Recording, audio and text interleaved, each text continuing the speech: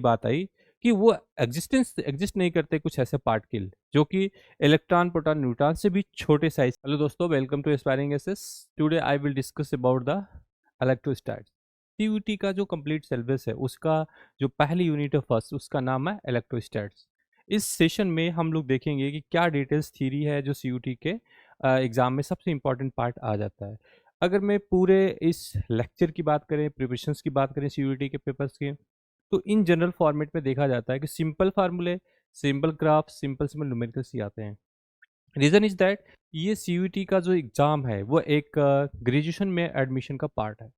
जो आपके पास ग्रेजुएशन में जो क्वेश्चंस लेवल है उनके, वो up to the 12th level के देखे गए हैं। वो सिर्फ अभी तक के जो 22, 23, 24 एंड 25 जो पेपर हुए, उस बेसिस पर अगर हम देखने की बात करते हैं तो इलेक्ट्रोस्टैट्स के पार्ट से जो कुछ भी आया है, बेसिक न्यूमेरिकल आए हैं, बेसिक फार्मूले आए हैं, बेसिक क्वेश्चंस आए हुए हैं, उसी के हिसाब से हम लोग देख रहे हैं कि हम कैसे उस चीज़ को कंप्लीट कर सकते हैं।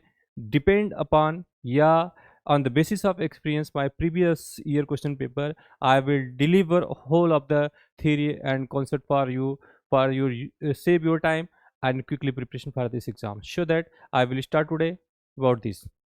तो सबसे पहले आप देखिए कि इसमें आपके सीयूटी के प्रिपरेशन में जो यूनिट फर्स्ट है वो out of 9 unit, total 9 units थे, उसमें जो पहली यूनिट है वो आपके इलेक्ट्रोस्टैटिक्स है। और इसमें से किस तरीके का सिलेबस को हम डिस्कस करेंगे, वो आपके पास बेसिक सिलेबस लिस्ट है, जो कि ऑलरेडी एक लिस्ट में हमने इस चीज़ को डिस्कस कर दिया है कि किस किस टॉपिक के क्वेश्चन आ चुके हैं और किस किस टॉपिक का इंपॉर्टेंट क्वेश्चन आपके पास आने वाले। ये डिटेल्स वीडियो एक अलग में रिकॉर्ड करा हुआ है, वो आपको देखने को मिलेगा। इस सेशन में अभी हम लोग डिस्कस करेंगे ये इलेक्ट्रिक चार्जेस क्या है, देयर कंजर्वेशन क्या है, कूलम्स लॉ क्या, फोर्स बिटवीन टू, और ये कंप्लीट सिलेबस का लेक्चर्स आपको नोट्स की तरह प्रोवाइड करेंगे। और एक एक लेक्चर्स को आप देखते जाइए और आपकी प्रिपरेशन बिल्कुल स्मूथली होती चली जाएगी। सो दैट तो आइए बच्चों, हम शुरू करते हैं आज के इस लेक्चर में, स्टार्ट से थ्री सेक्शन। तो सबसे पहला जैसे सिलेबस में हेडिंग है उस तरीके से यहाँ भी आपको हेडिंग देखने को मिल रही है और उसी के हिसाब से ये प्रिपरेशन तैयार होने चालू हैं। तो इन जनरल जो इलेक्ट्रोस्टैट्स है उसमें दो पार्ट आपको मिलते हैं। जो इलेक्ट्रोस्टैट्स आपके पास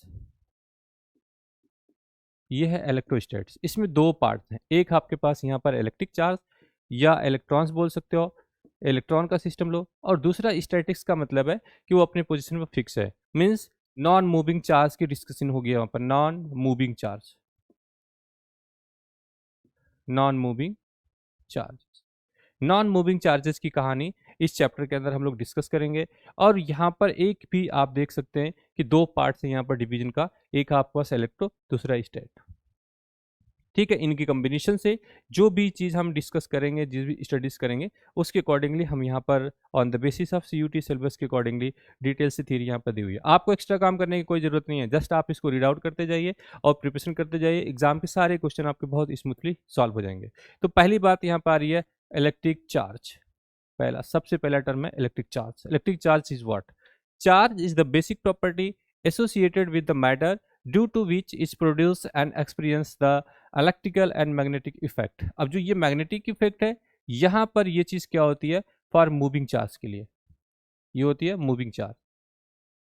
और ये पार्ट जो आपके पास आ रहे हैं ये क्या है? स्टैटिक चार्ज के लिए, स्टैटिक चार्ज, स्टैटिक चार्ज के लिए। तो इन दोनों चार्जेस में जो आप इलेक्ट्रोस्टैट में डिस्कस स्टडीज करेंगे हम लोग, उसमें हमारे पास क्या होगा? ये चीज स्टैटिक रहेगी।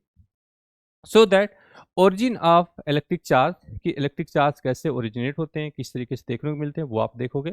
Every atoms is electrically neutral containing as many electrons as the number of protons in the nucleus।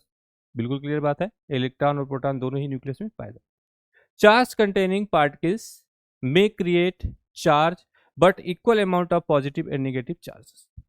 Clear है?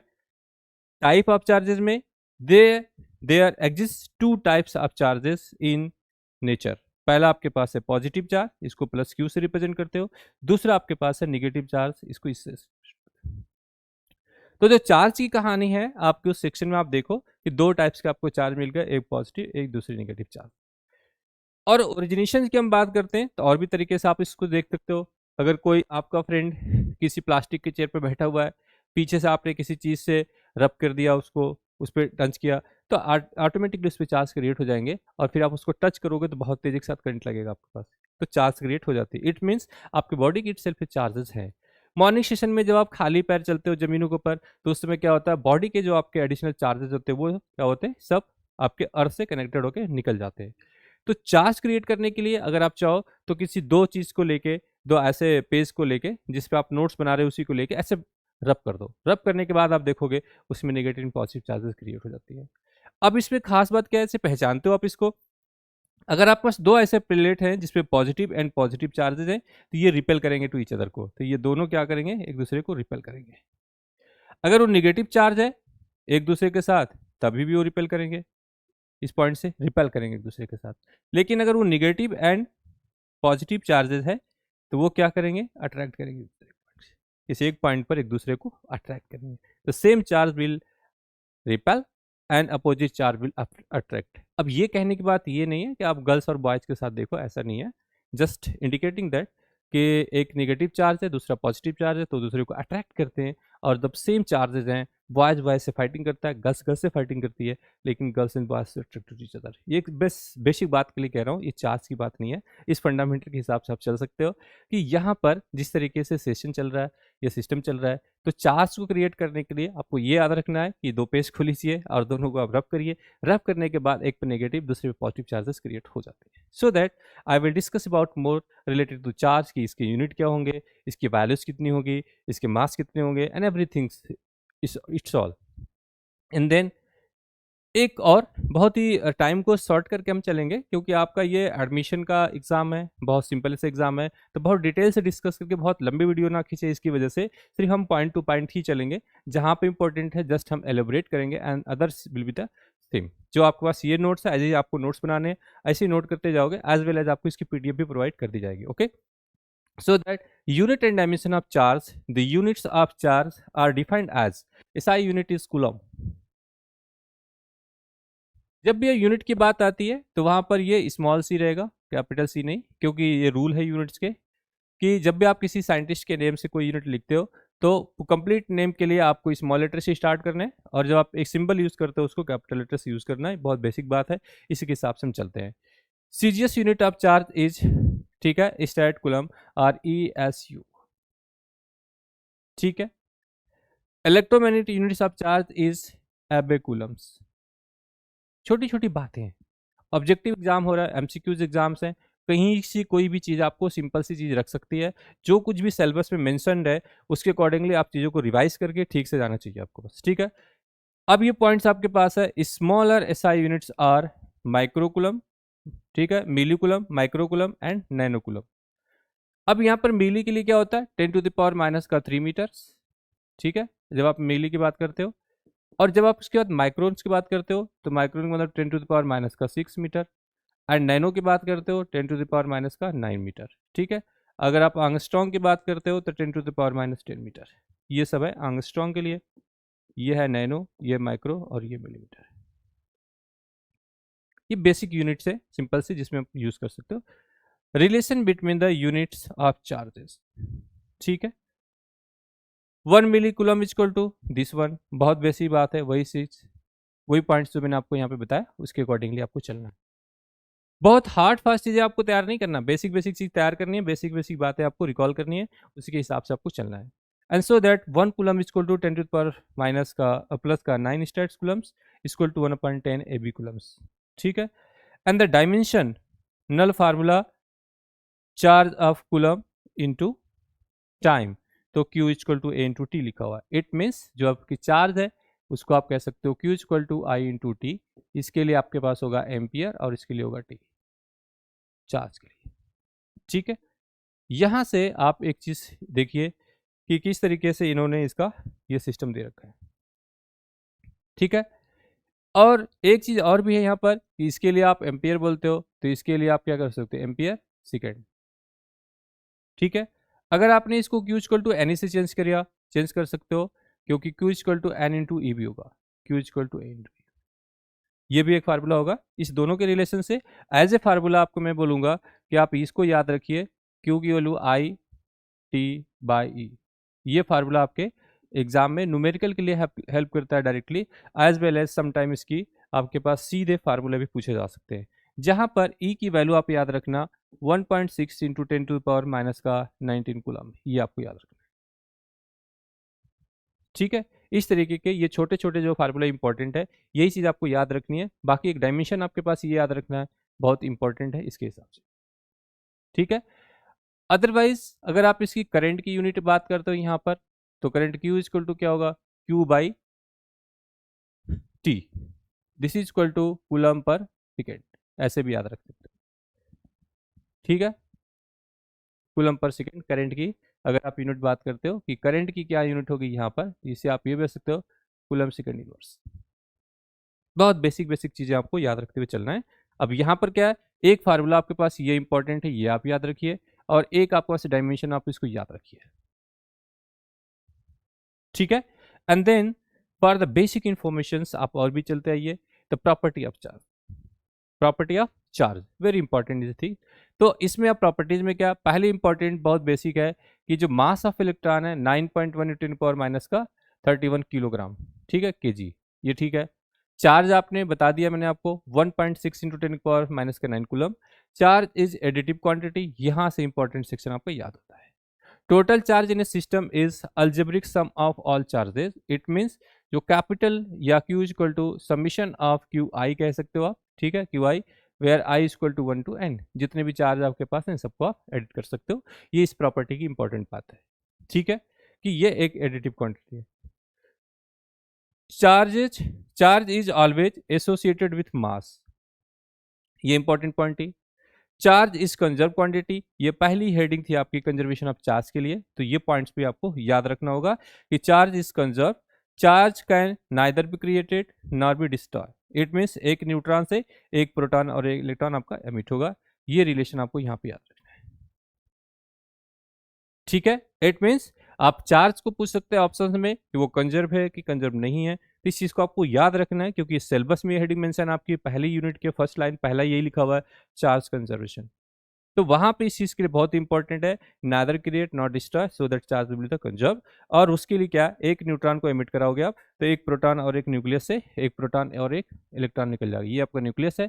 यहाँ से जब आप एमिट कराओगे तो आपके पास एक प्रोटॉन और एक इलेक्ट्रॉन निकल जाएगा। ठीक है, तो उसी रिएक्शंस को ये रिप्रेजेंट कर रहे हैं कि neutron is equal to proton plus electron, ये चीज आपकी एमिट हो जाएगी और ये आपके कंजर्वेशन ऑफ चार्ज के लिए होंगे। दस the total charge is constant. Charge produce electric field and magnetic field both. तो यहां पर जो मैग्नेटिक फील्ड की बात करते हैं, चार्ज दोनों क्रिएट कर सकता है, पर एक स्टैटिक के केसेस में और दूसरा आपके पास किस केसेस में हो सकता है, मूविंग के केसेस में। अब इसमें चार्जेस के साथ की बात करते हो तो इलेक्ट्रिक फील्ड लाइंस भी क्रिएट हो जाती है यहाँ पर। तो charge can create both electric field and magnetic field.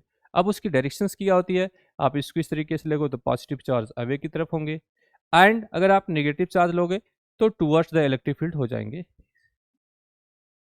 और जब यही चार्ज यही सिस्टम में आपके पास मूविंग सेशन में मूव करने लग जाएगा तो वहाँ पे मैग्नेटिक फील्ड भी क्रिएट हो जाएगी।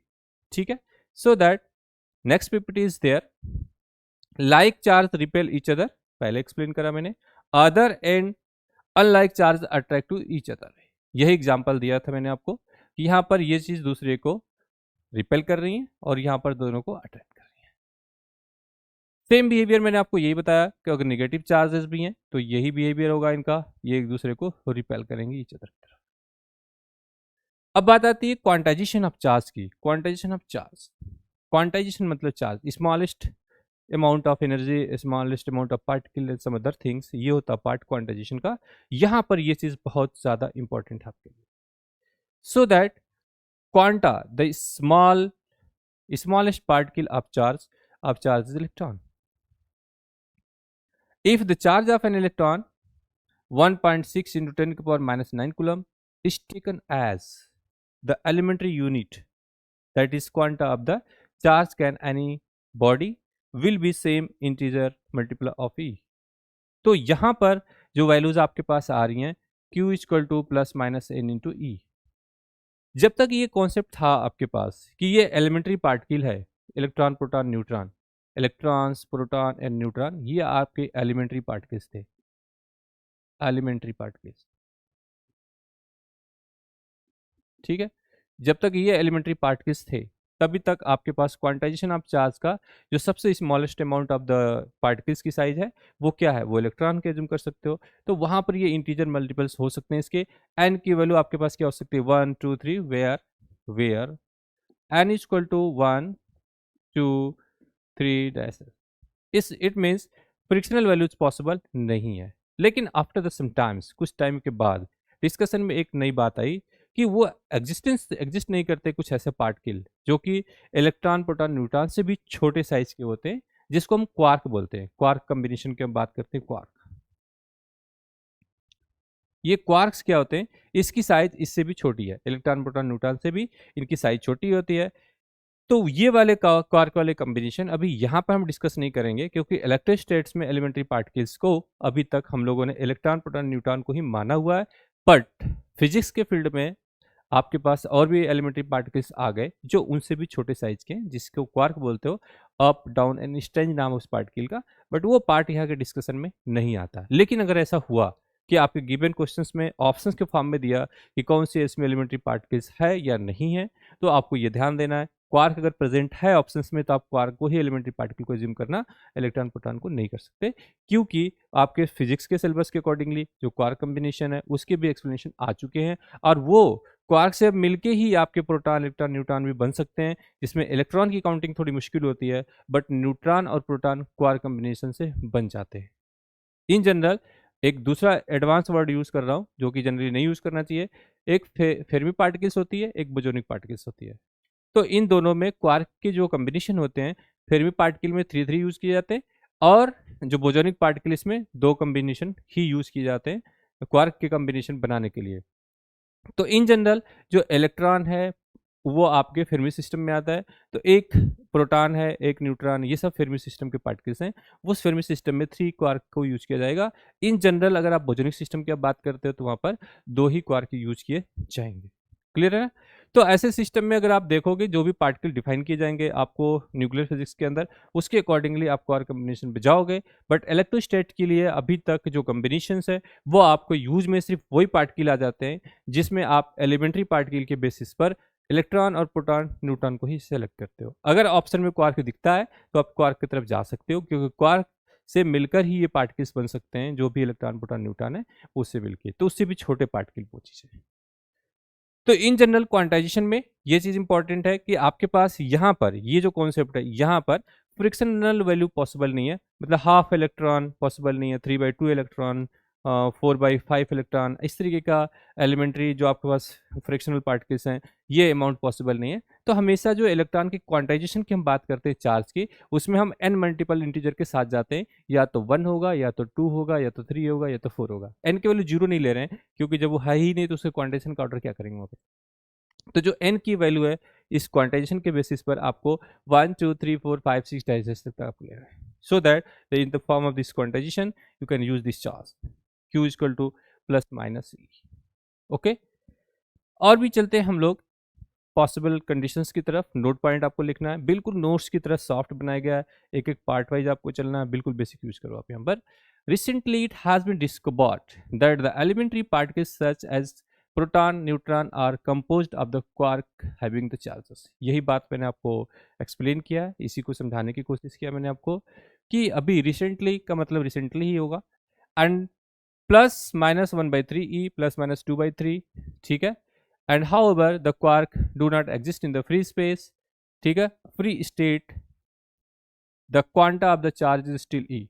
तो ये है, तो ये डिस्कशन में आ गया आपके पास कि प्लस माइनस 1/3 ई, ठीक है, एंड प्लस माइनस 2/3 ई, ये सिस्टम है, ठीक है। ये कंपोज करके ही बनते हैं आपके पास जो आपका प्रोटॉन न्यूट्रॉन एंड etc, जो भी बनाना आपको इसके कंपोजिशन से आप बना सकते हो। लेकिन वो कह रहे हैं कि फ्री स्टेट में एग्जिस्ट नहीं करता, फ्री स्टेट में डू नॉट एग्जिस्ट, ठीक है, ये एग्जिस्ट नहीं करता। तो स्टिल हम लोग अभी भी अपने एक्सप्लेनेशन के लिए जो ये सिस्टम है यहाँ पर हम इसको एज्यूम करके चलते हैं। ये इंपॉर्टेंट पॉइंट है यहाँ पर। Quantization of charge implies that there is a maximum permissible magnitude of charge. Facts related to the charge. अब क्या इसके फैक्ट्स हैं, फैक्ट्स की तरफ भी चलो डिस्कशन करते हुए कि फैक्ट्स क्या है। तो आपके पास आपने देखा कि जो चार्ज के लिए डिस्कशन कर रहे थे वहां पर एलिमेंट्री पार्टिकल है और एन केवल 1 2 3 की यूज करते हैं। तो एक बेसिक फार्मूला आपको यूज करके याद करके रखना है, q equal to i into q equal to n e. और इक्वेशन 1 और 2 से आप इस दोनों इक्वेशन से कई सारे आपके पास न्यूमेरिकल सॉल्व करने के लिए मिलेंगे, जहां पर मैंने आपको सजेस्ट करा है कि आप n equal to I t by e से यूज करिए। ये फार्मूला सबसे इंपॉर्टेंट होगा इसी दोनों रिलेशन से। Franklin, that is ESU of the charge, is the smallest unit of charge, while Faraday is the largest. 1 Faraday is equal to 96500 into C coulomb. The ESU of the charge is also called statocoulomb of Franklin, FR, and is related to EMU of the charge through the relations. EMU of charge upon ESU of charge is equal to 3 into 10 to the power 10. ये इसकी values. ठीक है, तो ये fact है जिसको आपको याद रख भी सकते हो, याद नहीं भी रख सकते हो। एटलीस्ट एक बार आपने इसकी रीडिंग करी है तो ऑप्शंस में अगर आपको कहीं कुछ दिखता है तो आप उसको कोरिलेट कर सकते हो कि भाई ये ऑप्शन हो सकते हैं, बट क्वेश्चंस यहाँ से पूछे जाने के चांसेस बहुत कम होते हैं। आपके जो ऊपर वाले फैक्ट पॉइंट्स हैं यहाँ से क्वेश्चन बन सकता है ऑब्जेक्टिव का कोई सा भी, क्योंकि सिलेबस में मेंशन इसका नाम, so that is very important for you. Charging methods of a body, कि कैसे आप उसको चार्जिंग करना है, ये सारे पॉइंट्स इंपॉर्टेंट है इस तरीके से यूज करना, क्योंकि ये सभी पॉइंट्स मिला करके ही ऑब्जेक्टिव क्वेश्चन कई बार बन जाते हैं। क्योंकि ये एडमिशन का एक एंट्रेंस है, एडमिशन के लिए एंट्रेंस है ग्रेजुएशन में जाके, और 12th लेवल का सिलेबस है, टोटली 12th का ही सिलेबस है। मैंने आपको ये चीज़ बता दिया मैंने कि 12th का अभी तक ये जो सिलेबस है सीबीएसई का वही पूरा कंप्लीटली इसमें यूज़ किया जाता है, एक्सेप्ट कम्युनिकेशन सिस्टम हटा दिया गया है, इसमें नहीं है। बाकी के टोटल 9 यूनिट है यहाँ पर, 9 यूनिट। ठीक है, 9 यूनिट्स को यूज़ किया जाएगा, तो उसके हिसाब से आपको चलना है। इस पार्ट से एक सिंपल सा ऑब्जेक्टिव क्वेश्चन आपका बन सकता है। आप देख सकते हैं कि फ्रिक्शन और रबिंग, वही चीज़ मैंने जो आपको बताया, आप फ्रिक्शन करिए या रब कर दीजिए, ऐसे ऐसे रब कर दीजिए यहाँ पर कोई दो पेज को लेके, तो वहाँ पर क्या होगा, चार्ज क्रिएट हो जाएगा। In in friction when two bodies are rubbed together, electrons are transferred from one body to other. As a result of this, one body become positive charge while other body is the negative charge. बिल्कुल सही बात है कि जब भी आप किसी दो रॉड्स को लेके रगड़ दीजिए एक साथ ही, तो अगर एक पे पॉजिटिव होगा दूसरे पर नेगेटिव आ जाएगा। ठीक है, और ये दोनों एक दूसरे के साथ अट्रैक्शन शो करते हैं। Clear? Examples, when a glass rod is rubbed with silk. ठीक है, आप एक ग्लास रॉड को आप यहाँ पर रब कर दीजिए इस सिल्क के साथ, the rod become a positive charge while the silk negative charge। किसी मटेरियल के ऊपर पॉजिटिव और नेगेटिव चार्ज आना किस बात पर डिपेंड करता, ये आपके लिए क्वेश्चन पूछ रहा हूं मैं। आप इस क्वेश्चन को पता करिए कि why the glass have some thick charge, इनके पास क्यों आया। ठीक है, आपको ये चीज पता करना है कि क्यों ऐसा हुआ, इसका आंसर दूंगा मैं अपनी अगली क्लास में। Ebonite or rubbing with a wool becomes negative charge making the wood positive charge. दो सिस्टम यहाँ पर दे रखा है, तो यहाँ पर तो जैसे आपने रगड़ दिया, उसको रब कर दिया, या आपने उसको रबिंग करी, तो आपकी जो मटेरियल गिवन है एक पर पॉजिटिव चार्ज दूसरे पर नेगेटिव चार्ज क्रिएट हो जाते हैं। ये बात आपको याद रखना है। Clear? And the next point, this one is electrostatic induction. Very simple, बहुत ही अच्छा है ये कॉन्सेप्ट कि इंडक्शन है। If a charge body is brought near an uncharge body, the charge body will attracts opposite charges and repel similar charge present in the uncharged body। ठीक है, तो इस केसेस में जब आप देखते हो कि ये सिस्टम में किस तरीके से एक्सप्लेन कर रहे हैं, क्या चीज़ है यहाँ पर, आपके पास एक चार्ज बॉडीज है। ठीक है, यहाँ पर ये पॉजिटिव है, यहाँ पर एक नेगेटिव चार्ज। ठीक है, इस केसेस में अगर आप देखो तो जैसे इसके पास लेके जाओगे तो ये सिस्टम क्या करेगा। ठीक है, कह रहे हैं if a charge body is brought near A अनचार्ज body, the charge body will attract opposite charge. अगर आपने लेके आओगे तो अपोजिट चार्ज की बॉडी क्या करेगी, उसको अट्रैक्ट करेगी। और साथ में आप देखो कि यहां पर आपने यहां पर जैसे अट्रैक्ट किया इन्होंने, अगर आपने इसको ग्राउंड कर दिया, ये ग्राउंड से अर्थ किया, ये सारे पॉजिटिव चार्ज नीचे की तरफ चले गए। और जैसे इस चार्ज की वजह से इस पे चार्ज जो नेगेटिव आपके पास क्रिएट हो गए, वो आपके पास अगेन देख रहे हैं आपको कि फिर आपने इसको हटा दिया, ग्राउंड किया, इस साइड नेगेटिव, इस सब क्या थे, इसकी इसकी वजह से इस साइड नेगेटिव आए और इस साइड क्या आ गए, पॉजिटिव आ गए। इसको आपने ग्राउंड किया तो ग्राउंड की वजह से सारे पॉजिटिव चले गए ग्राउंड में। फिर आपने इस पे चार्ज पे क्या किया, इस पॉजिटिव चार्ज को और पास लेके गए और देखा आपने कि पूरा नेगेटिव चार्ज क्रिएट हो गया। आप इस बॉडी को हटा लीजिए। तो अनचार्ज बॉडी के ऊपर आपने देखा इतना सारा नेगेटिव चार्ज क्रिएट हो गया, दिस इज कॉल्ड इंडक्शन। तो एक बॉडी चार्ज बॉडी की वजह से किसी अनचार्ज बॉडी के ऊपर चार्ज का इंड्यूस हो जाना ही इंडक्शन कहलाता है। यही बात आपको याद रखनी है। तो यहाँ पर आपके पास एक बॉडी इस तरीके से क्रिएट हो गई जिसपे ये चार्ज पार्टिकल हो गया, वो अपोजिट चार्ज के साथ आ गया। नोट पॉइंट, इसके लिए क्या क्या इंपॉर्टेंट पॉइंट है। Inducting body neither gains nor loss charges, पहली बात इंपॉर्टेंट है यहाँ पर, ये पॉइंट याद रखना है, ये बहुत ही इंपॉर्टेंट पॉइंट है, इस पॉइंट को आपको याद रखना है बिल्कुल। Inducting body neither gains nor loss charges, induce charge can be lesser, ठीक है, कैन बी लेसर और equal to inducing charges.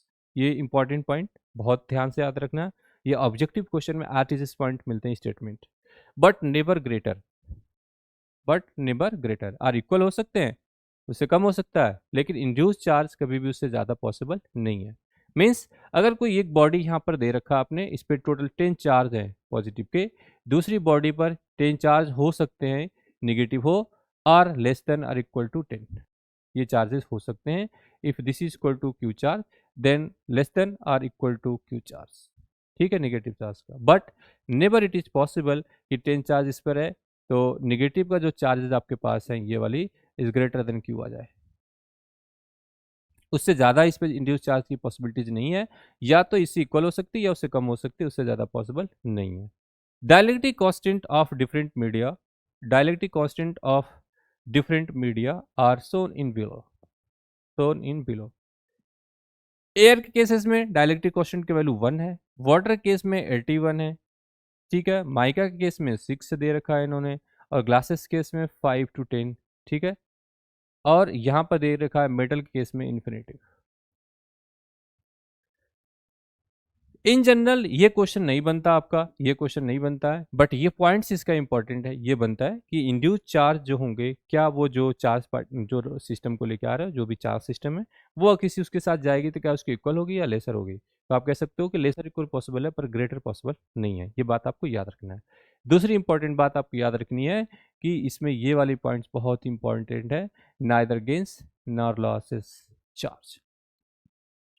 For metal in electrostatics, K is equal to infinity, तो K dash is equal to minus का Q, ठीक है। अब इसका एक बेसिक रिलेशन भी है, वो बेसिक रिलेशन आपको आगे डेरिवेशन में मिलेंगे कि इस डायलेक्ट्रिक क्वेश्चन के साथ चार्ज इंड्यूस का क्या relation. For metal in electrostatics K equal to infinity दे रखा है and so K dash equal to minus का Q। That is in metals induce charge is equal and opposite to the inducing charge. Metal के अंदर ये खास बात यहाँ पर है कि जो आपके पास चार्ज यहाँ पर प्लस का क्यू है तो यहाँ पर माइनस क्यू भी सेम आए क्रिएट हो जाएगा। ये इंड्यूस चार्ज की क्वांटिटी इसी के इक्विवेलेंट होगी, so that it will be the equal and opposite charge. ये बात बहुत ध्यान से याद रखना कि जो इंड्यूस चार्ज हो रहे हैं वो आपके जो चार्ज हैं दूसरे रॉड पर उसके अपोजिट ही हो रहे हैं, ये बात को याद रखना है यहाँ पर। सो दैट और भी चलते हैं इस पॉइंट्स में, देखते हैं कि इस फर्स्ट यूनिट के क्या क्या इंपॉर्टेंट है। चार्जिंग बाय कंडक्शन, ठीक है, इंडक्शन के अकॉर्डिंग हो गई। कंडक्शन में देखो, bring the two conductors one charge and other अनचार्ज in contact with each other, thus the conductors will be charged with the same sign. This is called the charging by conduction through the contact। तो यहाँ पे conduction में क्या हुआ कि एक body आपके पास यहाँ पर है, दूसरी बॉडी यहाँ पर है, यहाँ पर आपने चार्ज रखा हुआ है 4, फिर जैसे ही आपने इसको कांटेक्ट किया किसी वायर के साथ, फिर ये चार्ज यहाँ भी आ गया है, ठीक है। ये चार्जेस, ये एज्यूम कर लेते हैं कि पहले 8 चार्जेस थे बिफोर द कंटेक्ट, एंड जब आफ्टर द कंटेक्ट किया तो इक्वल सेम चार्जेस से वो इंड्यूस हो, ठीक है। तो जो कंडक्शन हुआ है इसमें से आपके पास 8 चार्जेस में से 4 यहाँ पे और 4 यहाँ पर इक्वली डिस्ट्रीब्यूटेड हो जाते हैं थ्रू द कॉन्टैक्ट, इसीलिए लिखा हुआ है। और विदाउट कॉन्टैक्ट नहीं हो गए। इंडक्शन में तो क्या विदाउट कॉन्टैक्ट हो गया था, लेकिन जब आप यहाँ पे कंडक्शन की बात करते हो तो आपको कनेक्ट करना पड़ेगा या टच करना पड़ेगा उसके साथ ही, किसी कंडक्टर के साथ, ताकि इसके चार्ज यहाँ से फ्लो होकर उस साइड पे चले जाए। Clear? Note, A trunk carrying explosive has a metal chain touching the ground to conduct away the excess charge produced by the friction.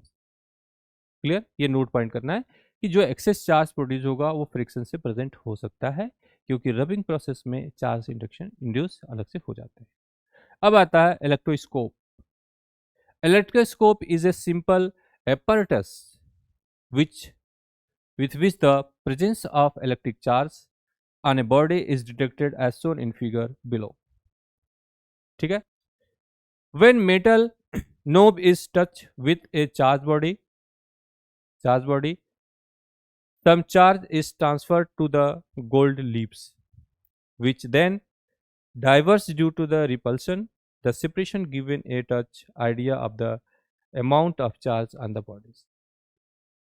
ठीक है? तो जो इलेक्ट्रोस्कोप्स है उस सिस्टम के अंदर बहुत बेसिक फंडामेंटल चीजें लिखी हुई है यहाँ पर। यही विषय है कि touch with charge body, the some charge is transfer to the gold leaves. तो वहां पर जो सिस्टम है, जैसे आप उसको टच करते हो, इस पार्ट के ऊपर से जो चार्ज होंगे वो गोल्ड लिप से उस पर ट्रांसफर हो जाएंगे। यही वाली बात इन्होंने कहा। और due to the separation it will give the some amount of charge of the body. और उसके अंदर कोई सेपरेशन करोगे तो चार्जेस दोबारा से मिल जाएंगे। यहाँ पे जैसे आपको शो कर रहे हैं, तो ये अनचार्ज चार्ज इलेक्ट्रोस्कोप्स है।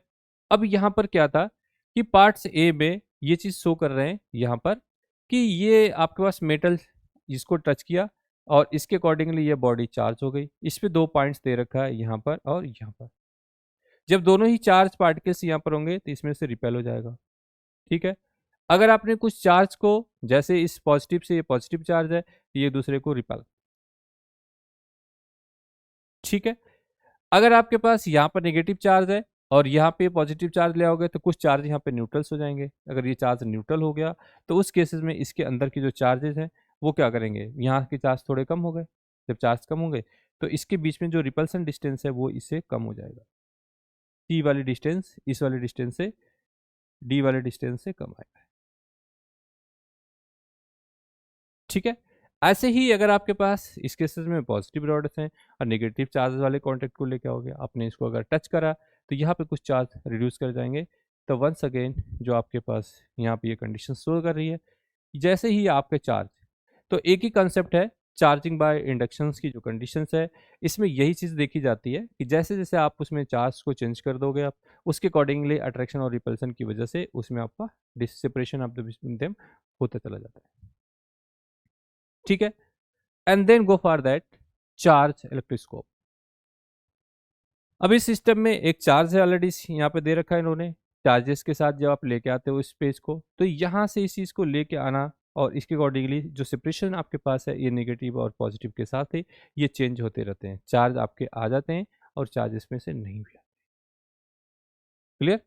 तो ये एक सिंपल प्रोसेस है जिसके में बहुत ज़्यादा इंपॉर्टेंट नहीं कह सकते आप इसको, बट इसको समझते हुए चलना है। अब आती है सबसे इंपॉर्टेंट फंक्शन आपके पास, यहाँ से आपका इंपॉर्टेंट स्टार्ट हो गया। ये वो पार्ट है जिससे फार्मूला भी एग्जाम में आया हुआ है और न्यूमेरिकल्स भी पेपर में। Coulomb's law, if two stationary point charge q1 and q2 are kept at a distance r, then it is found that the magnitude of force is F is proportional to q1 q2 by r square, that is F is equal to k q1 q2 by r square। ठीक है? अब यहाँ पर जो important point से क्या चीज़ है, यहाँ से यहाँ तक आपके पास चार्जेस है। एक आपके पास q1 है, ठीक है, एज्यूम कर लीजिए, और दूसरा चार्ज q2। इसके बीच का डिस्टेंस है r12 एज्यूम कर लीजिए। इस केसेस में अगर हम बात करते हैं कि force is proportional to q1 q2 by r12 का स्क्वायर। ठीक है? और यही चीज़ आप इस केसेस में जो k की वैल्यूज है वो बहुत ही ज़्यादा इंपॉर्टेंट सेक्शन है यहाँ पर। वो इंपॉर्टेंट सेक्शन इसलिए भी है क्योंकि इसके अकॉर्डिंगली आप इसकी वैल्यूज को निकाल सकते हो। तो दैट आप इसको कह सकते हो कि F is equal to k, ठीक है, q1 q2 अपान r12 का स्क्वायर। वेक्टर फॉर्म में अगर आप लिखना चाहते हो तो vector form F is equal to k Q1 Q2 upon R12 का स्क्वायर इंटू यूनिट वेक्टर आ गया। ठीक है, 1 से 2 लगा सकते। एंड सिमिलरली अगर आप 1 से 2 की बात करते हो तो ऐसे ही आप इस कंडीशन को भी आप देख सकते हैं कि F2 of 1 equal to k Q1 Q2 upon R21 का स्क्वायर एंड 2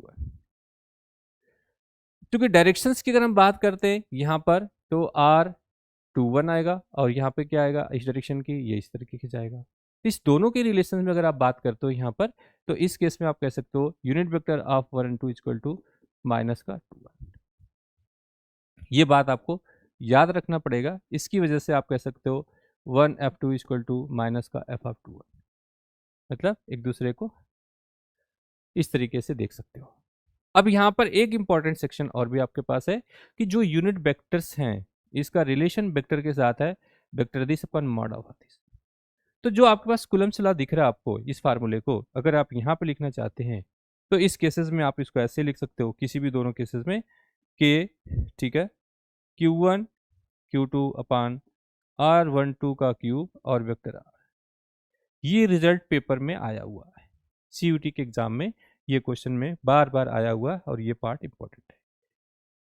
के की वैल्यू भी उतनी इंपॉर्टेंट है। आप के की वैल्यू की बात करते हो यहाँ पर तो के की वैल्यू अगर आप 1 रखोगे तो आपके पास ये रिजल्ट आ जाएगा। डाइन की यूनिट में आपके पास यहाँ पर है और के की वैल्यू 1/4 पाई एप्सिलॉन नॉट ये रिजल्ट होगा तो उसकी वैल्यू आएगी आपके पास 9 × 10⁹ न्यूटन मीटर स्क्वायर पर कूलम का स्क्वायर। ये इंपॉर्टेंट है और इसी फार्मूले से आप टोटल रिजल्ट को लिख रहे हैं इसी फार्मूले से। तो एज ए फार्मूला ये इंपॉर्टेंट होगा आपके पास, ठीक है। एज ए यूनिट देखा जाए तो ये चीज इंपॉर्टेंट आपके पास है न्यूटन मीटर प्लस कूलम के स्क्वायर। अब यहाँ पर एक चीज बहुत इंपॉर्टेंट सेक्शन आ गया है आपके पास कि 1/4 पाई एप्सिलॉन नॉट की जो वैल्यूज है वो 9 × 10⁹ ये आपको बार बार यूज करना पड़ेगा और आप इसको newton metre square upon coulomb का स्क्वायर, ठीक है।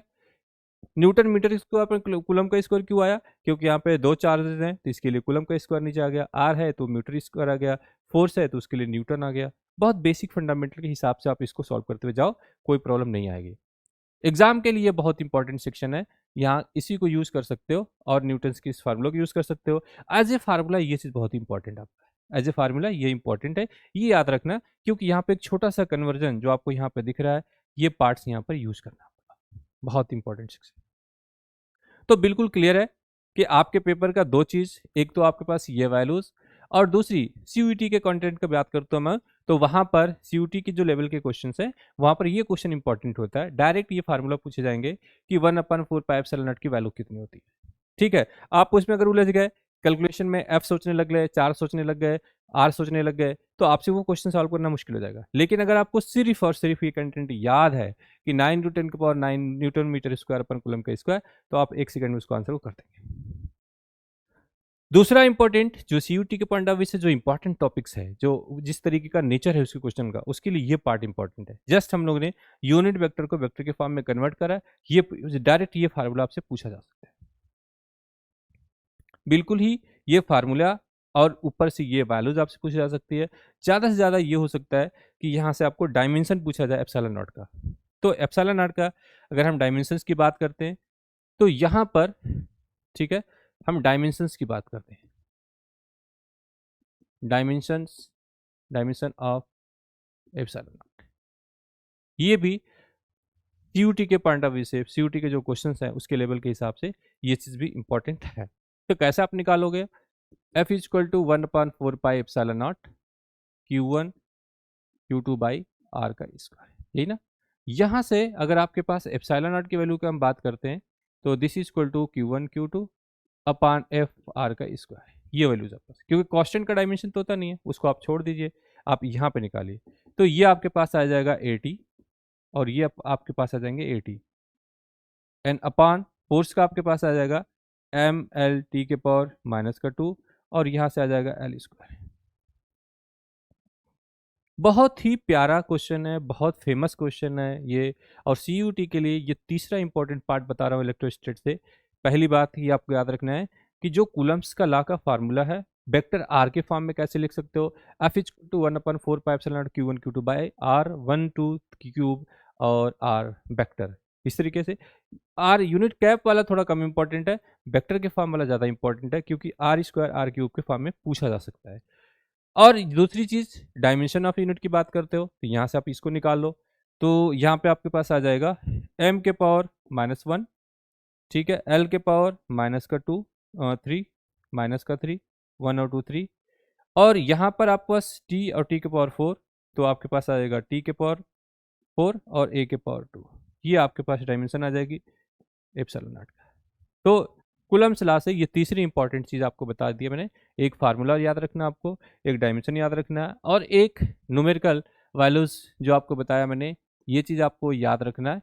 Epsilon naught is equal to 9 × 10⁹ unit के साथ याद रखना है, क्योंकि कई बार इस नंबर के साथ वो यूनिट चेंज कर सकते हैं, और यहाँ पे प्लस और माइनस साइन के साथ दे सकते हैं, और एग्जाम के रूम में आपको ये चीज़ कैलकुलेट करना थोड़ा मुश्किल होगा, क्योंकि डिफाइन कैंडिडेट वहाँ पे नहीं होंगे आपके पास। तो आपको ये रिजल्ट याद रखना बहुत इंपॉर्टेंट है।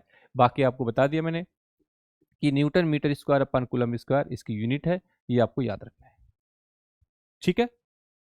तो तीन इंपॉर्टेंट चीज सिर्फ कूलम से आपको बता दिया मैंने, ये तीनों ही बहुत इंपॉर्टेंट कॉन्सेप्ट हैं। प्लस अब इसके बाद नंबर आएगा इसके न्यूमेरिकल्स का, वहाँ भी हम डिस्कस करेंगे किस तरीके से चलना आपको। तो यहाँ पर एक नाम की बात थी क्या, एप्सिलॉन नॉट की बोलते क्या है, absolute permittivity of free space और vacuum, free space or vacuum, ठीक है। इनमें रिलेशन क्या होता है, epsilon is equal to epsilon naught into epsilon r, ये है आपका रिलेटिव परमिटिविटी, और ये है आपके पास एब्सोल्यूट। तो epsilon naught is equal to what, epsilon upon epsilon r. ये रिलेशन भी आपको कई बार हेल्प कर देते हैं, कई बार ये इंपॉर्टेंट हो जाता है आपके लिए, तो अपने नोट्स में बहुत प्रिसाइजली प्यार से इस चीज़ को आप नोट कर लेना, ये बहुत ही इंपॉर्टेंट सेक्शन आपके लिए आ जाएगा, ठीक है। Epsilon naught relates with the absolute magnetic permeability mu naught and velocity of light c according to the following relations। तो एक बार, कई बार ये क्वेश्चन इसलिए यहाँ पर ये मेंशन इसलिए किया कर रहे हैं हम लोग, क्योंकि कई बार इन्होंने डायमेंशन पूछा है कि what is the dimension, what is the dimension of 1/रूट में म्यू नॉट एप्सिलॉन नॉट। तो जस्ट अगर आपको सी याद है तो आप कह सकते हो एल टी के पावर -1। ये चीज़ आप याद रख लेना, क्योंकि कई बार ये क्वेश्चन पूछा गया कई सारे एग्जामों में 1/c के लिए। तो अगर आपको ये याद है कि ये रिलेशन सी के साथ इस तरीके से फॉलोअप में रहता है, तो इसको आप सॉल्व कर सकते हो। इवन इसकी वैल्यूज भी आपको पता है, 3 × 10⁸ मीटर पर सेकेंड आती है। ये वैल्यूज भी आपको पता होना चाहिए कि ये वैल्यूज इतनी होती है, इसका ये डायमेंशन ये होता है, इसके साथ ये रिलेशन। एक इन्फॉर्मेटिव पॉइंट्स है जो आपके सीयूटी के एग्जाम में आपको बहुत शानदार से मार्क्स दिला सकता है, क्योंकि ये क्वेश्चन पेपर के लिए फेवरेट क्वेश्चन हैं। सीयूटी का जो लेवल है, सीयूटी का जो बिहेवियर है, उसके लिए फेवरेट क्वेश्चन की कैटेगरी में आता है ये चीज़ें, कि 1/रूट में म्यू नॉट एप्सिलॉन नॉट की डायमेंशन क्या होगी या इसकी वैल्यू कितनी होती है। तो ये दोनों ही चीज़ें अगर आपका रिवीजन फैक्ट्स अच्छा है तो आप बहुत आसानी से इसको सॉल्व कर सकते हैं, और बहुत ही आसानी से इसको आप यूज़ कर सकते हो। तो एक रिजल्ट ये, एक दूसरा ये, एक डायमेंशन, और एक आपके पास फार्मूला, और चार चीजें आपको मिल गई जो कि सीयूटी के बिल्कुल लेवल पर है, और इस चारों में से एक न एक कोई चीज जरूर पेपर में आपको देखने को मिल सकती है। When a dielectric medium is completely filled in a between charges, then rearrangement of the charges inside the dielectric media take place, and the force between the same two charges decreases by a factors of k, ठीक है, known as the dielectric constant, known as the dielectric constant. K is also called the relative permittivity epsilon r of the media. It means अगर आपने इसको के assume कर लिया, इसको के, तो इस के की जगह पर यहाँ पर, सॉरी, इसको के आपने एज्यूम कर लिया, तो आप कह सकते हो k is equal to epsilon upon epsilon are.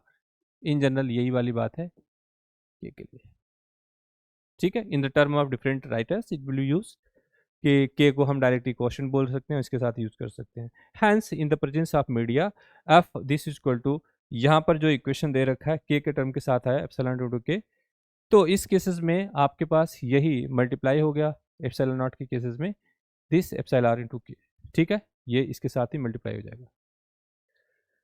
तो इस केस में आप अगर मीडियम के साथ की बात करते हैं, तो मीडियम के साथ में भी आप इस चीज़ को लिख सकते हैं कि force F is equal to 1/4 pi epsilon, ठीक है, एप्सिलॉन लिख दो आप, एप्सिलॉन में आपके पास है epsilon r into epsilon naught, ठीक है, and Q1 Q2 upon r का स्क्वायर फॉर मीडियम। ठीक है, इस चीज़ को आप याद रख सकते हो यहाँ पर, और ये बहुत इंपॉर्टेंट फैक्टर होगा आपके लिए। Hence epsilon naught into k equal to epsilon naught into epsilon r, वही बात है ना, epsilon naught into epsilon are.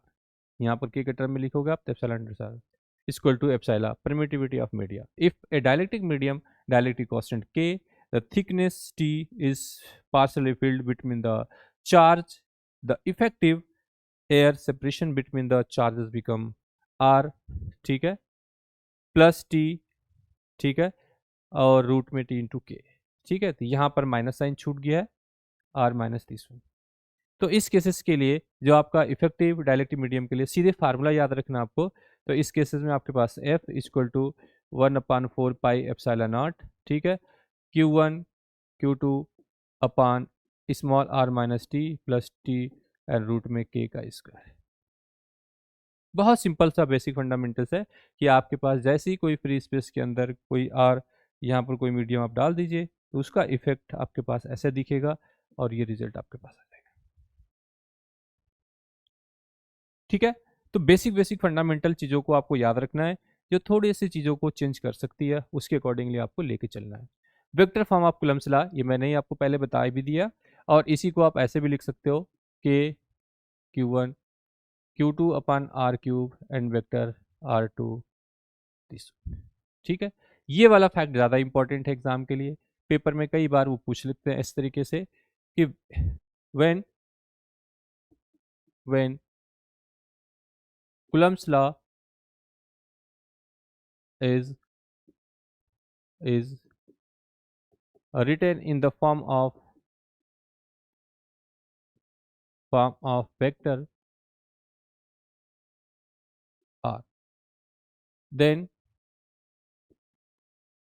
the vector f is proportional to 1/r के power n।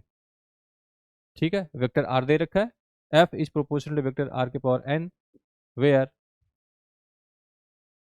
n is option A first 1, b 2, 3 and d 4। आपको बताना है कि कौन सा इसमें से करेक्ट होगा। तो जब कुलम्स लॉ को आपने वेक्टर फॉर्म में लिख रखा, वेक्टर आर के टर्म में, नॉट यूनिट वेक्टर के टर्म में, अगर ये यूनिट वेक्टर के टर्म में लिखता तो आपके पास 2 आंसर ठीक होता, लेकिन जब आपने इस फॉर्म में लिख रखा है आर के पावर वेक्टर 3 के लिए, तो यहाँ पर answer 3 is correct. When vector r12 is the unit vectors from the first charge to second charges along the line joining the two charges, तो कुछ पॉइंट्स आपको याद रखने इसके। कौन सी बात याद रखनी है? Coulomb's law is valid at a distance greater than 10 to the power minus का 15 मीटर्स। रीजन इज दैट कि जो आपके पास रेडियस होती है किसी एटम्स की, वो क्या होते हैं, फैराडे के टर्म में होती है 10 टू द पावर माइनस का 15 मीटर्स। इससे कम डिस्टेंस पॉसिबल नहीं है, ठीक है, इससे डिस्टेंस कम पॉसिबल नहीं है, सो दैट ये वैलिड होगा up to the this one, क्योंकि आर उस टाइम जीरो हो जाएगा, इससे लेस पर equal to r less than पर आर जीरो हो जाएगा, जो बिटवीन दो पॉइंट्स के। क्योंकि चार्जेस की जब हम बात करते हैं तो इस केसेस में आप इस सेंटर से चार्ज की डिस्टेंस आर लेते हो, जैसे आपने इसको कांटेक्ट किया यहाँ पर, ये दोनों ही इसके बीच की जो डिस्टेंस है वो जीरो हो जाएगी, मतलब मिलेगा ही नहीं, तो यहाँ पर वैलिडेशन नहीं है, उसकी वैलिडेशन सिर्फ यहाँ पर है। The Coulomb's law is valid up to the distance या greater than 10 to the power minus का 15 मीटर। ओके, इसको फेम्टोमीटर भी कई बार बोलते हैं, this is the order of 1 फेम्टोमीटर, ये भी याद रखना। कई बार ऑप्शन में यूनिट चेंज करके दे दिया तो फिर आप क्या करोगे वहां पर, ए charge Q1 exert some forces on a second charge Q2 if the third charge Q3 is brought near the force of Q1 exerted on Q2 remains uncharged। ठीक है, uncharged। Decreasing order to fundamental forces, ये fundamental forces है, यहाँ पर आप चीज को याद रखना।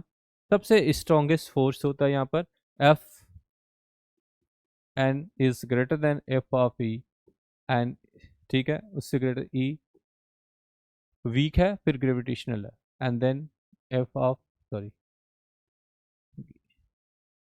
ठीक है।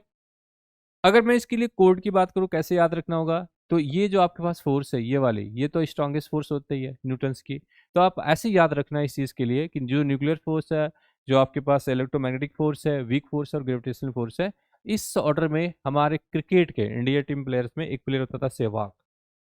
सहवाग क्या होता था? स्ट्रॉन्गेस्ट होता था। तो अगर आप सहवाग की बात करोगे तो SEVG ये वर्ड उसे मैच करते हैं। वहां पर आप याद रखना कि सहवाग सबसे स्ट्रॉन्ग प्लेयर था, बैट्समैन, बहुत हार्ड हिटिंग वाले थे, बाकी के लोग उससे कम थे। तो आप कह सकते हो सहवाग में जो आपका S है, न्यूक्लियर फोर्सेज वाले जो है, स्ट्रॉन्गेस्ट है। उसके बाद है E, फिर W, फिर C। ठीक है। जो ग्रेविटेशनल है वो सबसे कम है। जो आपके पास न्यूक्लियर वाले फोर्सेज है वो सबसे स्ट्रॉन्गेस्ट है। ये सहवाग का नाम से याद रख लो, ये स्ट्रॉन्गेस्ट है और ये वीकेस्ट है। ठीक है, इस तरीके से आप जा सकते हो कि सबसे वीकेस्ट फोर्स ग्रेविटेशनल फोर्स है, ये वीक है और ये वीकेस्ट है। तो ये ऑर्डर भी आपका बिल्कुल अच्छे से याद हो जाएगा। बहुत इन जनरल अगर आप देखो इस तरीके का, अगर आप फील करना चाहते हो तो कोई रॉड्स के अंदर चल रही है, आप सब लोग अर्थ सरफेस पे है, एक बॉडी दूसरे बॉडी के कैसा फोर्स फील करती है? बहुत ही वीक, वेरी वीक। लेकिन अगर कोई किसी वायर में, हाई वोल्टेज वायर में करंट जा रही हो, तो उसके अगर आप पास जाओगे तो आपकी बॉडी को खींच लेगा वो। बहुत ज़्यादा स्ट्रांग होती है वो फोर्सेस, और उसके अकॉर्डिंगली इस चीज़ को वो खींच सकते हैं। बहुत important. So that principal of superposition, बहुत इंपॉर्टेंट सुपरपोजिशन प्रिंसिपल है ये, कि क्या होता है principal of superposition. Superposition mainly हम लोग हमेशा वेक्टर फॉर्म में यूज कर लेते हैं। ये इसमें होता है क्या, ये है कि एक रिजल्टेंट निकालने के लिए हम किसी गिवन क्वांटिटीज का सम करते हैं। ठीक है। तो ये प्रिंसिपल ऑफ सुपरपोजिशन इसमें वैलिड है या नहीं, ये बात याद रखना, क्योंकि ये भी एग्जाम में कई बार पेपर में सीधा पूछा जाता है। तो principle of superposition, according to the principle of superposition, total force acting on a given charges due to the number of charges in the vector sum of the individual forces acting on the charge due to the all the charges। तो कुछ नहीं, ये simple simple सी बात कह रहे हैं कि f of this net is equal to summation of f of I force and I is equal to 1 to ले जाओ। सिंपल सी बात है। वो इतने ही कह रहे हैं कि जितने भी आपके पास फोर्स है इंडिविजुअल बॉडीज के साथ, चार्जेस के साथ, आप इसके लिए नेट फोर्स निकालना है तो आप सम कर दीजिए, आपके पास रिजल्ट आ जाएगा। इट मीन्स आप कह सकते हो vector of F1 plus of vector of F2 and plus of dash dash करके प्लस ऑफ Fn। तो ये रिजल्ट आपके पास आ जाएगा। ठीक है। तो नेट फोर्स ऑन Q जो आपको निकालना है, एक आपके पास Q है, यहाँ से आपके पास Q1 R1, Q2 R2, Q3 R3 and dash dash करके R माइनस N2। इन सब का फोर्सेस खत्म करना है, तो this one this one this one this one सबके साथ जोड़ दो और आपका ये रिजल्ट आ जाएगा। So that the Coulomb's law is follow the principle of superposition and the vectorial sum of these all the forces present in the same vectors। ठीक है। तो आपके पास डिफरेंट डिफरेंट अगर फोर्सेस प्रेजेंट है, बहुत सारे पार्ट के चार्जेस का डिस्ट्रीब्यूशन है, तो एक सिंगल चार्ज को, रेफरेंस चार्ज को पकड़िए, उसके साथ इसके साथ फोर्स, इसके साथ फोर्स, इसके साथ फोर्स, इसके, और सारे फोर्सेस को आप एक साथ जोड़ दीजिए, तो आपके पास resultant force the given system का आपको मिल जाएगा। ठीक है। And similarly the equilibrium of charges, सिर्फ चार्जेस की जो पहली हेडिंग है उसी के ऊपर सारा डिटेल्स चल रहा है, इंक्लूडिंग कूलम्स लॉ के साथ। A charge is said to be in equilibrium if net force acting on it is zero. A system of charge is said to be in equilibrium if each charge is separated in equilibrium। तो equilibrium condition का मतलब है कि आपके पास एक charge यहाँ पर, एक दूसरा चार्ज यहाँ पर है, और दोनों ही अपने पोजीशन पर फिक्स पड़े हुए हैं, इस तरीके से फिक्स है। तो ये कंडीशन क्या, इक्विलिब्रियम कंडीशन है। अगर वो कहीं मूव भी कर रहे हो, कहीं मूव भी करे होते किसी कंडीशन में, तो जैसे वो बैलेंस होके, जैसे जहाँ पे वो बैलेंस हो वो इक्विलिब्रियम कंडीशन है। जरूरी नहीं है एक चार्ज कम एक ज़्यादा हो सकता है, तो इक्विलिब्रियम पॉइंट उसके चेंज हो सकते हैं, कहीं यहाँ पर हो सकते हैं, कहीं यहाँ पर। दोनों के बीच में ये जो इक्विलिब्रियम पोजीशन का पार्ट है वो चेंज हो सकता है। उसके लिए थोड़ी से फंडामेंटल्स की बात को आपको ध्यान रखना है कि क्या चीज़ इस पर केयर करनी होती है। तो टाइप ऑफ इक्विलिब्रियम, बहुत ही स्मूथ साफ सुथरे नोट्स की तरफ चलना है, और ये सारे ही पॉइंट्स CUT के एग्जाम में यूज हो जाएंगे, कुछ भी पॉइंट्स बचेगा नहीं, आपको अलग से एडिशनल कोई पॉइंट नहीं लेके आना है। सारे इंपॉर्टेंट पॉइंट्स हम आपको लेके आ चुके हैं यूनिट 1 के, और सारे चीज बिल्कुल नोट्स वाइज भी चल रहे हैं, साथ में इंक्लूडेड डिस्कस करते हुए चल रहे हैं इंपॉर्टेंट पॉइंट्स को भी, कि एग्जाम में यहाँ से क्वेश्चन क्या आना चाहिए वो आपको एवरी एंड एवरी लेक्चर्स में आपको मिलेगा। आने वाले एग्जामों में जो इंपॉर्टेंट क्वेश्चन है वो उसके साथ साथ ही बताते चल रहा हूँ। और याद रखना, पेपर के बाद फिर मिलेंगे और फिर देखते रहना कि उसमें कि कौन से क्वेश्चन ऐसे थे जो हमने बोला और पेपर में आया हुआ है। ठीक है। स्टेबल इक्विलिब्रियम की कंडीशन क्या है? If u is the potential energy, then case of stable equilibrium this is the positive. पहली बात, इक्विलिब्रियम कंडीशन की हम बात करते हैं, अगर वो स्टेबल है, इट का मतलब second derivative d two u upon d x square is greater than zero, यही हुआ ना पॉजिटिव। और u क्या होगा यहाँ पर? u आपके पास मिनिमम, u मिनिमम है अगर स्टेबल कंडीशन है, तो इस केसेस में आपके पास सेकंड डेरिवेटिव क्या होगा इसका? Greater than this one. Second points में आपको कह रहे हैं यहाँ पर कि ये अनस्टेबल है, u आपके पास अनस्टेबल है, और इस समय u क्या होगा? मैक्स होगा, ठीक है, और ये है अनस्टेबल। और इस समय second derivative d u upon d x square is less than zero, तभी तो इसको नेगेटिव बोला गया। And third one is you, जब आप इसके बात करते हो अनस्टेबल इक्विलिब्रियम के बाद, यहाँ पर थर्ड पॉइंट्स भी इसके पास आ जाएंगे। ये दोनों कंडीशन क्लियर हो गई। अब मैं एक एग्जांपल से बात करता हूँ। अगर यहाँ पर इस तरीके से कोई ग्राफ है आपके पास, इस तरीके से, तो ये आपका सबसे स्टेबल कंडीशन होगी, ये सबसे अनस्टेबल कंडीशन होगी, यहाँ पर ये आपका न्यूट्रल कंडीशन होगा, ये आपका न्यूट्रल है, ये आपका स्टेबल है, और ये अनस्टेबल है, ठीक है। तो पहली कंडीशन में यहीं पर क्या चीज़ होगी आपके पास? सेकंड डेरिवेटिव है इसका पॉजिटिव, u आपका मिनिमम होगा, यहाँ पर u क्या है? मिनिमम है, और यहाँ पर u क्या है? मैक्स है।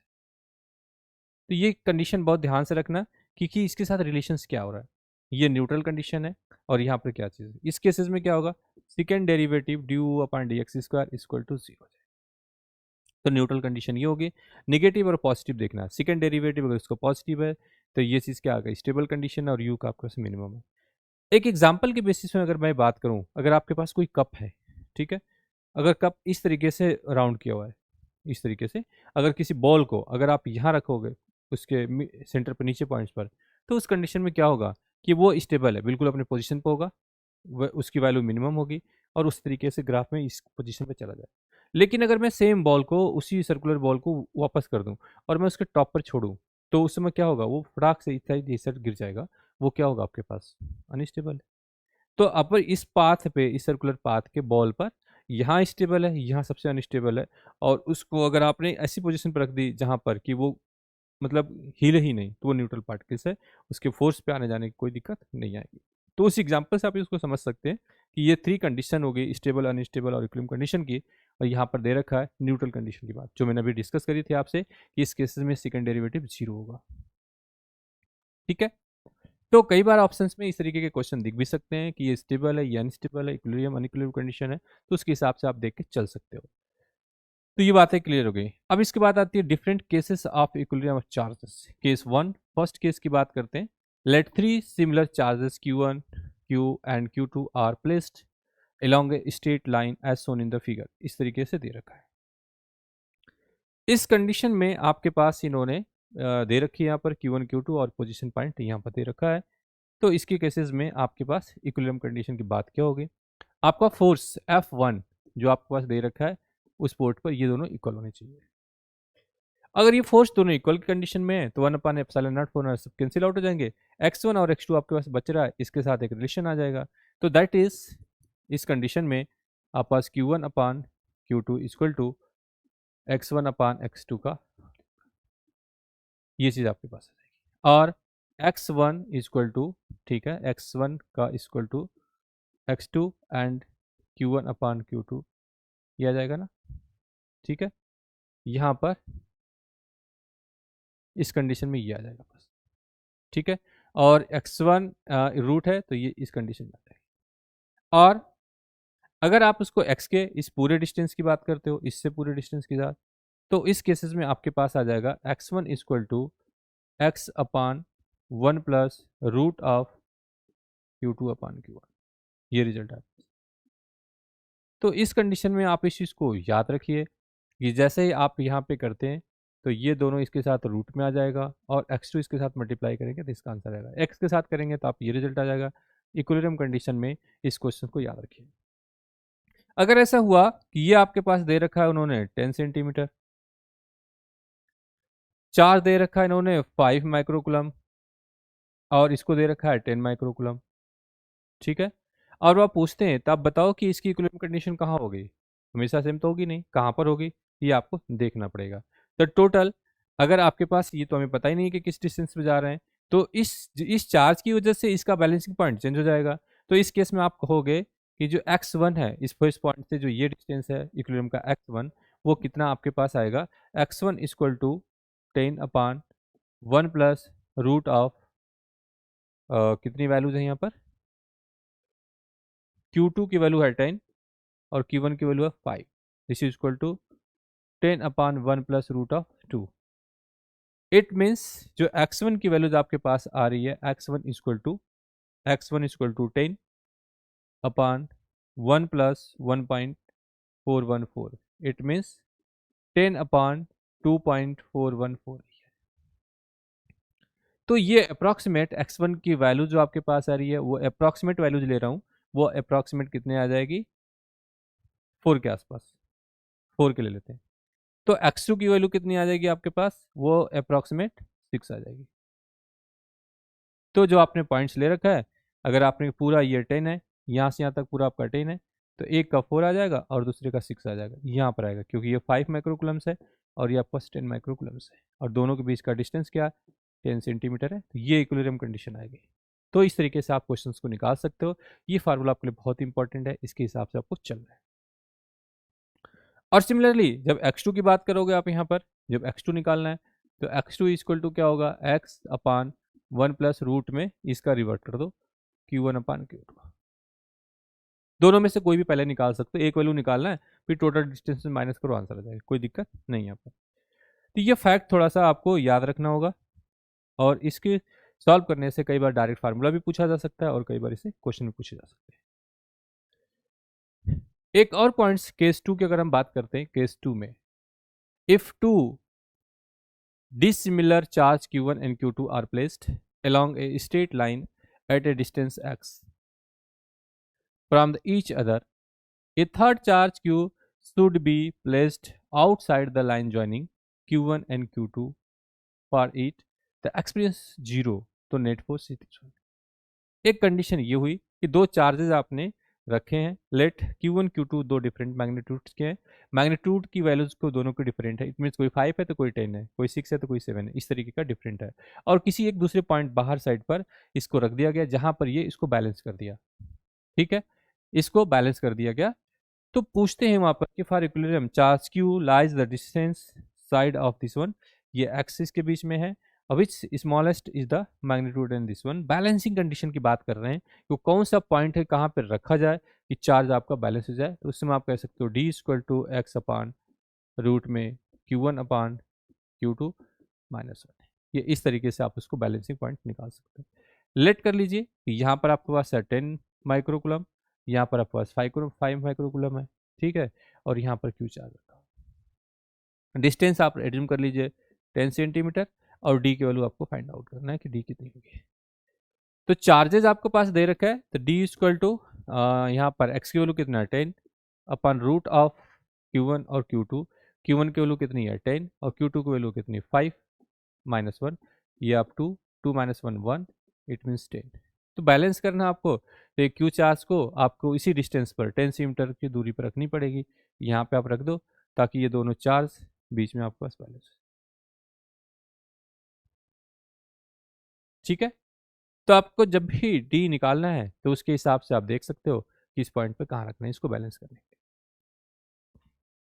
ठीक है। तो इस तरीके के बेसिक जो पार्ट्स हैं, जो कॉन्सेप्ट्स हैं, ये आपके रेगुलर चलते रहेंगे, और आज के सेशन में यहीं तक हम आप करते हैं, अगले सेशन में स्टार्ट करेंगे इसी के आगे केस 2 के पास, ठीक है। तो आज के इतना ही, thank you so much and all the best.